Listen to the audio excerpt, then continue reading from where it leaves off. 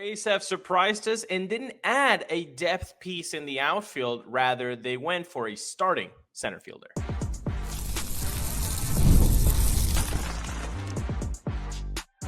You are Locked On Rays, your daily Tampa Bay Rays podcast. Part of the Locked On Podcast Network, your team every day. Welcome into the Locked On Rays podcast. Locked On Rays is part of the Locked On Podcast Network, now the #1 sports podcast network, your team every day. And we are Kevin and Ulises. And we are lifelong Rays fans who have been podcasting about the Tampa Bay Rays since 2019. Later on today's show, we take a look at how Cedric Mullins can mentor Chandler Simpson. In a few minutes, the Rays have high hopes for a bounce-back season from Mullins in 2026. But to start, the Rays, of course, invested $7 million to get their starting center fielder in Cedric Mullins. And we're going to talk about all of that thanks to FanDuel. Right now, new customers can bet just $5. And if your bet wins, you'll get $300 in bonus bets to use across the app. Download the FanDuel app today. They surprised us, but Guess what? Cedric Mullins gives the Rays a real starting center fielder again. Kevin, nobody saw this coming. I think from the rumor mill, this was incredibly quiet, which is kind of cool. I like surprise signings like that than the ones that are rumored all the time. So this was awesome to see.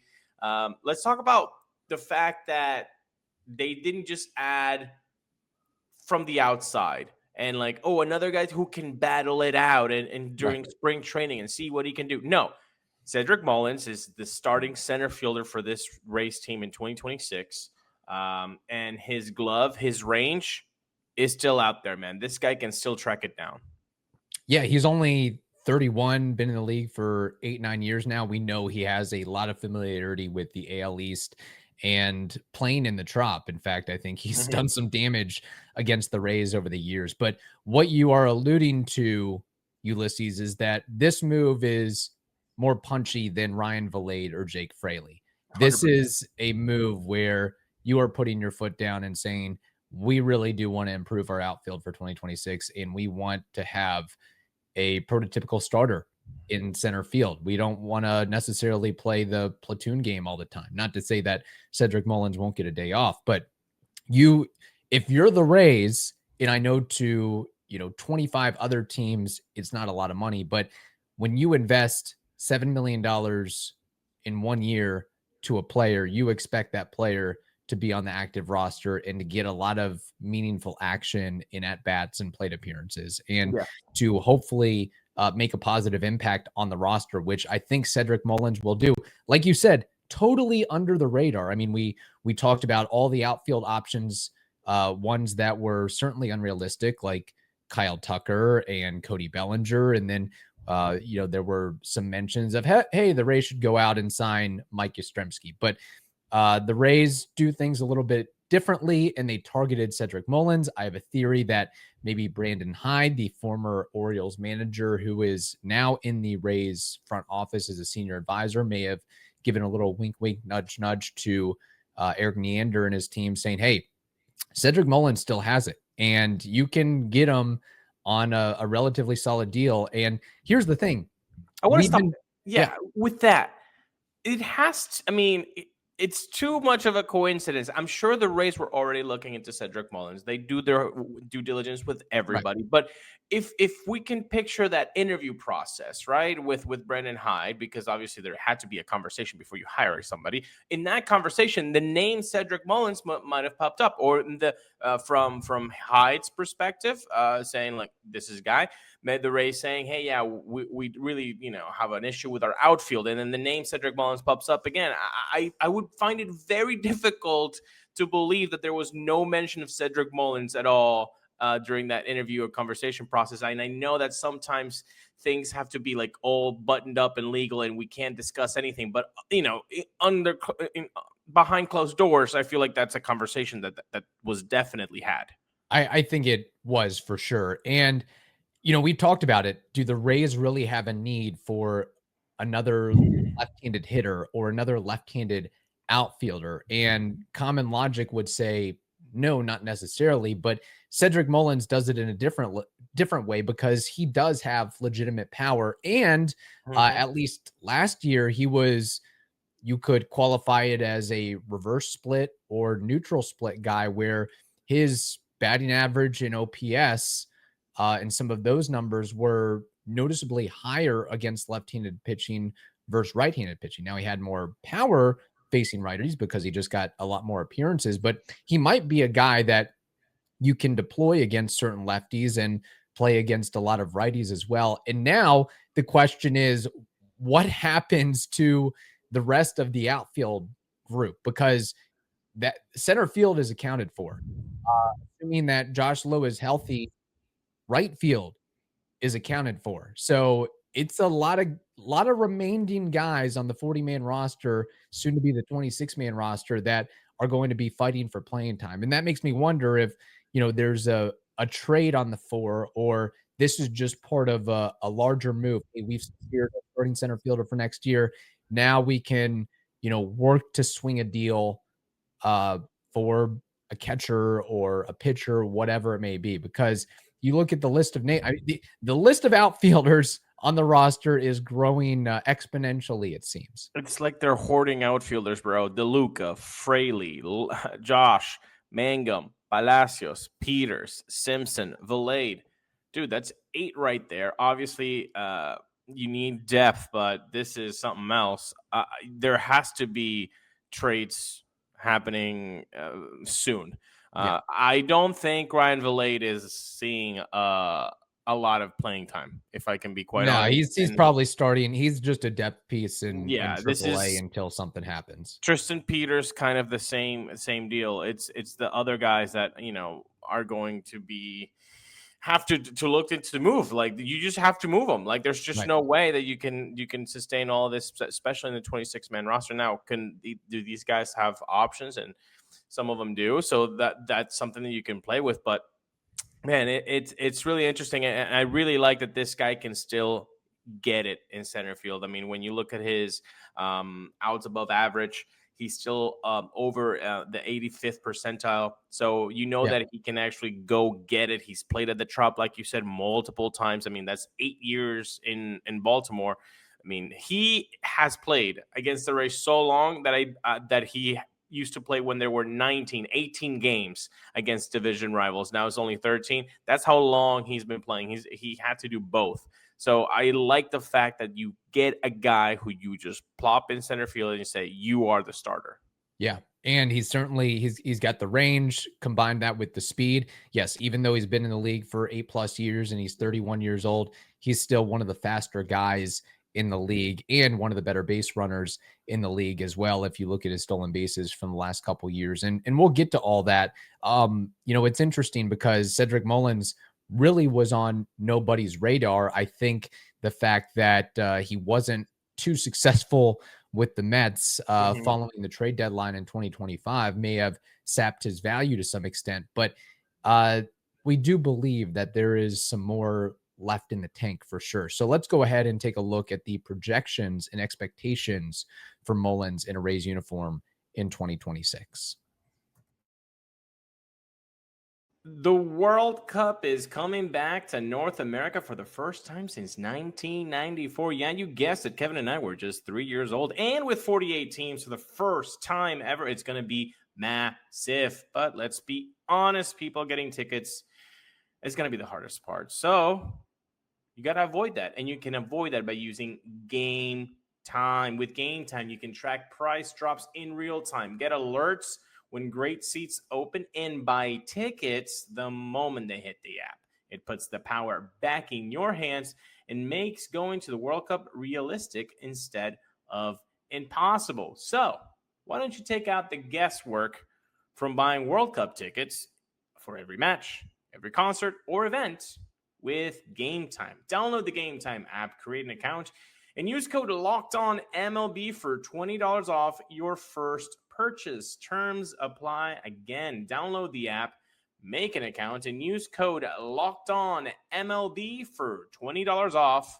Swipe, tap, ticket, go, Game Time. Thank you for listening to the Locked On Rays podcast and making us your very first listen of the day. We appreciate it. We are, of course, part of the Locked On Podcast Network, the #1 sports podcast network. Rays fans should hope for a resurgence offensively from Cedric Mullins. We alluded to it in the last segment, the end of the last segment, where he struggled mightily in the back half of 2025. That was with the New York Mets, where he did virtually nothing. But my argument is we can't judge him on 42 games when he has an 8-year track record of sustainable performance. I'm not going out here on a limb and saying that, hey, he's going to be who he was in 2021, where he was a 30-30 guy and an all-star and a Silver Slugger winner. That was his career year. He's got that. That'll be on his mantle forever. Congratulations to him. But what he can do year in and year out, and what he still has the potential and capability to do, is give you at least league average offense from a premium defensive position in center field, and maybe even a little bit better than league average. I mean, if you look at what he's been able to do the last couple years, again, 2021 was an outlier for sure. But other than that, you can pretty much pencil him in for 15 to 18 home runs and 20 to 25 to 30 stolen bases, and he'll give you an OPS of 720. That's about what I'm looking for, assuming he gets the games under his belt and he gets, 400, 450 at bats. And the thing is, Kev, with the Mets stay, not only that it's 42 games, but do we not remember what happened in 2025 in Queens? I'll refresh you, guys, if you don't remember. A massive collapse happened. Yes. So imagine how fun it was to be the new guy in a clubhouse, not really setting the world on fire. And plus, everybody around you is having a bad time. Yes. Everybody's having a bad time. Lindor apparently has problems with McNeil, and Soto just comes in and out and doesn't really talk to anybody. He's just, I'm going to get my job. It's not great. And plus, There's a collapse happening. I don't care about the stay at the Mets. And if you do, all right, fine. But I disagree. Yeah. I'm not going to judge a guy, like you said. 8 years of sample size. I'm not going to take 42 games and say, no, this is who he really is. No, I'm not. That would be insane to do. I'll judge him on 750 games and not 42 games. And it's really his struggles with the Mets, probably more an indictment, like you mentioned, of the Mets than of Cedric Mullins. There's really nothing Cedric Mullins can do. He's not the alpha in that room, where he could be more of a leader with the Rays organization. But you've got the mainstays like Alonso and Lindor and Soto, and you just really can't do anything about the downward slide of the clubhouse. You just get in, do your work the best you can, and then you hope for the offseason so you can get with a new team and a new organization. And we know the challenges of, being with a team since the beginning of your career, 7+ years, 7.5 years with the Orioles, and then flip of a switch. Okay, you're going to New York, not the Yankees, but a totally different league. So it changes the dynamic. And also, let's not forget, minor leagues too, right? So like if you've been in the organization for that long, it's going to hit you. But that's the positive outlook of, hey, don't just look at the Mets stay. Okay, we've covered that. But we should also say the numbers have been trending down since 2021. Since 2021, the OPS has gone from 878, that career year. We're not going to touch that. 878. It's gone down to 721, 721, 710, 690. So we see a trend down. But the 690 includes the Mets. If we're just talking about the Orioles, it was 738. 738. So hopefully they're still up and above 700 OPS in the tank there. We have to hope for that. I think the clubhouse for the Rays has never been one that is known for chaotics or bad behavior. There's the bad apples. Mr. Number 5 is one of them. Yeah. And, maybe there was a little thing between Yandy and Randy not really getting along. But in that clubhouse, They won 99 games and 100 games with both of those guys in there. So it's not like it was horrible. With a payroll under $100 million. Right. So I feel like we can both recognize that we shouldn't judge Mullins on 40 games in Queens from last year, but we also have to recognize that it has been trending down, his offensive production. We just hope right now, Kev, if we get Cedric Mullins to give us 15 to 18 bombs with a 720, 730 OPS, and he's doing center field like we have seen him do against the Rays for almost a decade, and field his position rather well, and be dynamic out there on the field with his speed and athleticism, this is a home run for $7 million.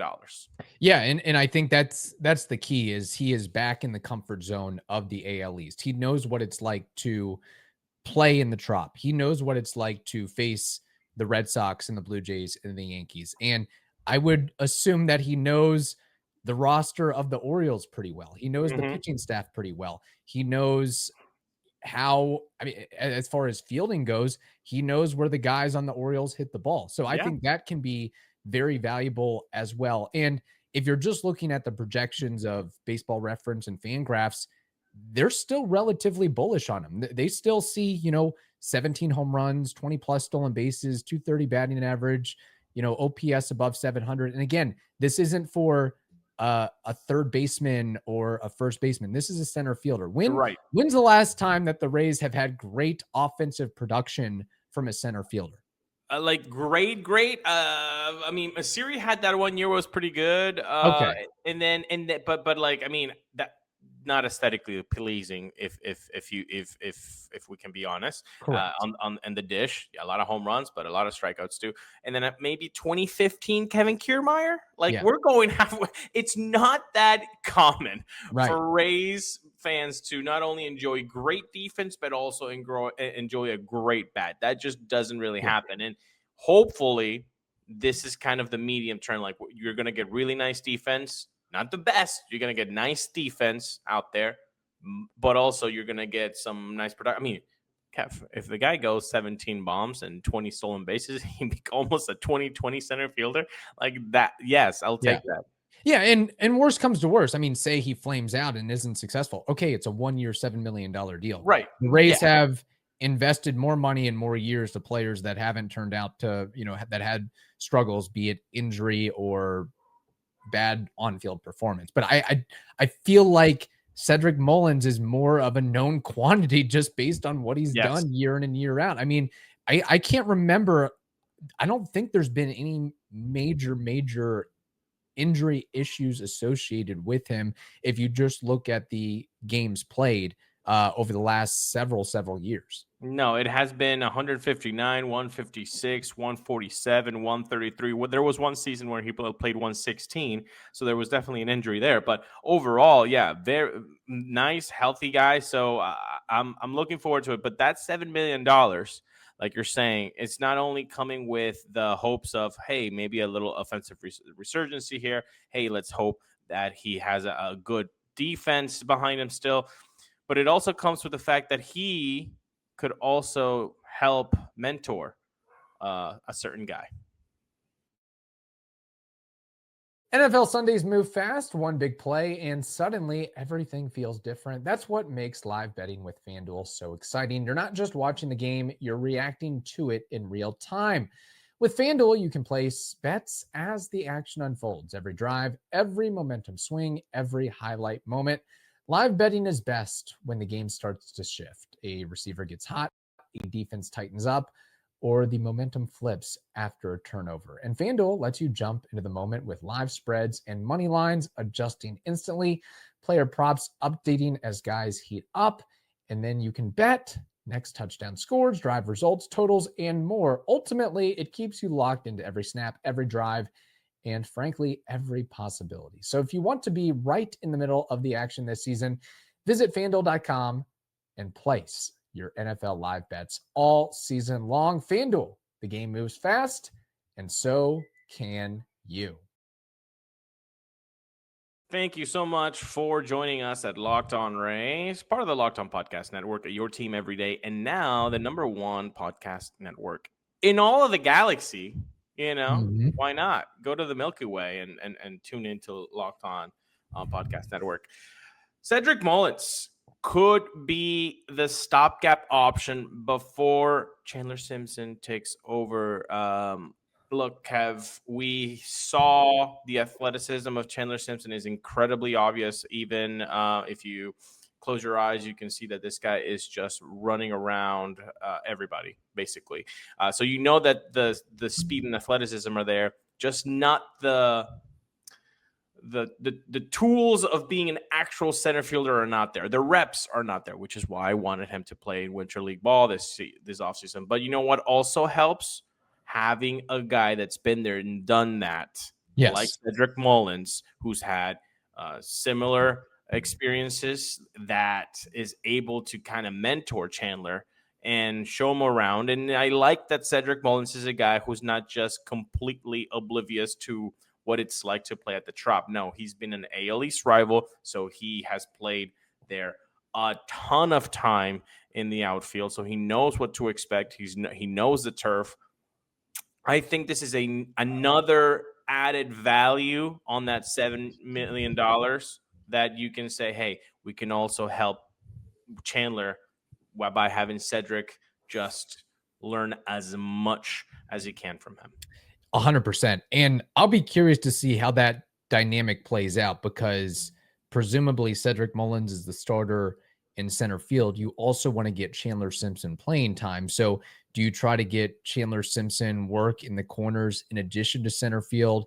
Do you have Cedric Mullins work with him in spring training, and then Chandler Simpson starts the season in AAA? I mean, that's all to be determined. I mean, I think you want to try to get Chandler Simpson, if he's up in the majors, try to get him as many reps as possible. But I think it's a solid fit from the perspective of, I know Cedric Mullins was previously a switch hitter, but a left-handed guy with speed, undersized.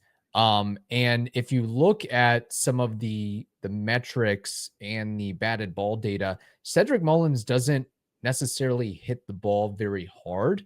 But somehow, some way, he finds a way to get you 15 to 18 homers, Right. plus that 2021 season where he hit 30. Now, I'm not going to go crazy and give you a hot take and say, hey, Chandler Simpson's going to be able to hit home runs like Cedric Mullins, but he might be able to work with Chandler Simpson to find a way to get him some extra base hits and maybe pop one over the fence every now and again. But I think he is the proper mentor for Chandler Simpson, because he's been there, done that. He was a guy who, had to overcome a lot, because Mullen, just like Chandler Simpson has, we love his speed, we love his ability to make contact, but there's also the thing, well, he doesn't have any power. So how can we play him every day? Cedric Mullins was, a mid-round draft pick out of Campbellsville University. It took him a couple years to find his footing. So I feel like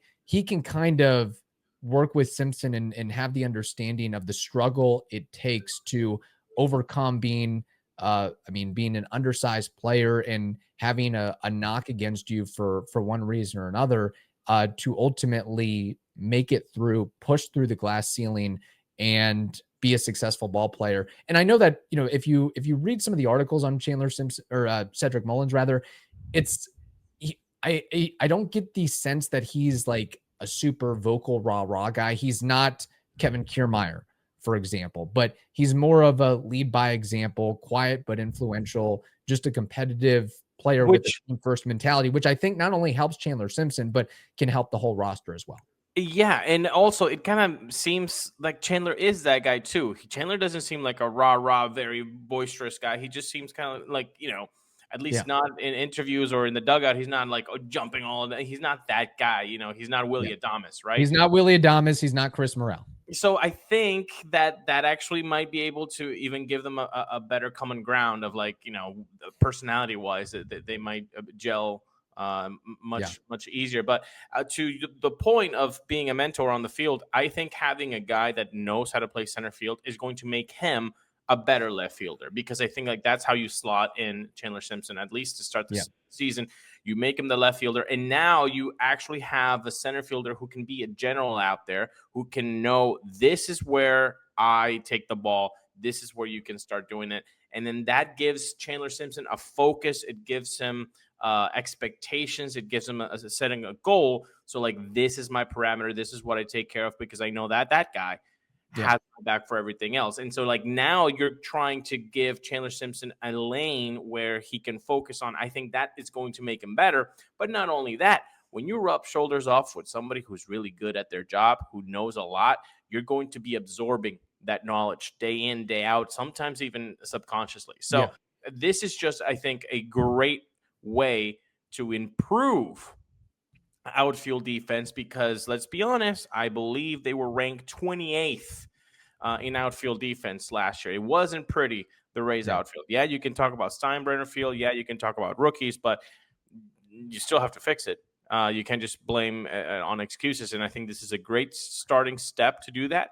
And then this step hopefully becomes a little bit cross-pollination with the knowledge that Cedric can give Chandler Simpson, obviously. Yeah, I think that's huge. Plus, maybe some of the outfielders that are on the come up as well, but in particular, Chandler Simpson. And I think that, again, you don't get to be lasting in the major leagues for 8-9 years by accident. You have to be doing something right. You have to be so good and so professional that you're able to stick around. And I think that Cedric Mullins certainly has let me put it like this. I think Chandler Simpson would be more willing to listen and take food for thought from Cedric Mullins than Jake Fraley, for example, because Cedric Mullins is more, I'm not going to call him a superstar by any means, but he has more name recognition than Jake Fraley. He's been, a starter year in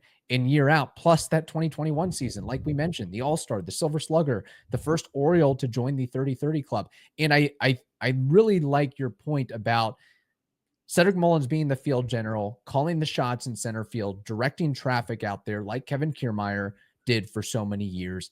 And eventually, because Cedric Mullins is on a 1-year, $7 million deal, that can give Chandler Simpson an idea of what is required from being a center fielder if that eventually is his lane of you have to be the quarterback out there essentially, and this is how you make the calls. Who was able to give him that knowledge last year? I'll wait. I'll hang up and listen to everybody. Nobody had that to give him last year. So I think this is great, and we're focusing on Chandler Simpson because when you look at that list, Kev, DeLuca, Fraley, Josh, Mangum, Palacios, Peters, Vilade, and Simpson.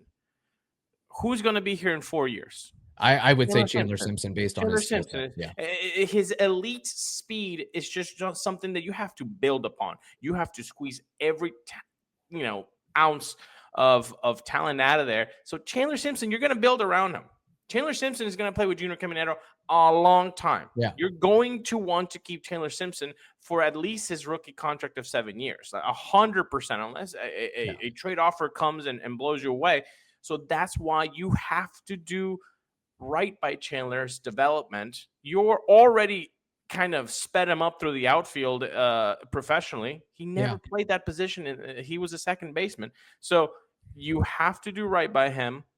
Get him somebody he can learn from, somebody who's been there, done that, who's going to speak on common ground, and hopefully that will give you, that'll pay off dividends in the next 3-4 years. And going back, a little callback to a previous episode, maybe that's why the Rays are targeting a Ketel Marte. They're trying to get as much power in the lineup, so they are okay and satisfied with the fact that Chandler Simpson will probably give you 0 bombs for the entirety of the time, unless it's inside the park home run. I expect a lot of doubles and triples.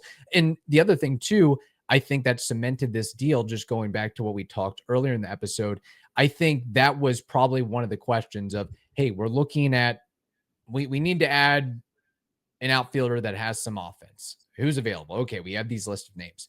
And then having Brandon Hyde in the fold saying, no, this guy, Cedric Mullins will be a good piece for Chandler Simpson. And housing the clubhouse. Brendan, Yeah. How is he in the clubhouse? You like his attitude? Boom, he's great. Dad, he's a leader. But Yeah. Then it's done. Done deal. All right. Let's give him 1 year, $7 million. Exactly. Call it a day. So very good. All right. We hope you all enjoyed this episode. Hopefully you all are as excited about Cedric Mullins as we are. Again, we're not getting Kyle Tucker. I don't know what to Kyle tell Tucker, you. people. This is our lane. This is a good. This is a solid move. Really for the Rays and other teams out there. I think it's going to prove fruitful in 2026. On that note, we hope you all have a wonderful day. Stay safe, and we will talk to you later.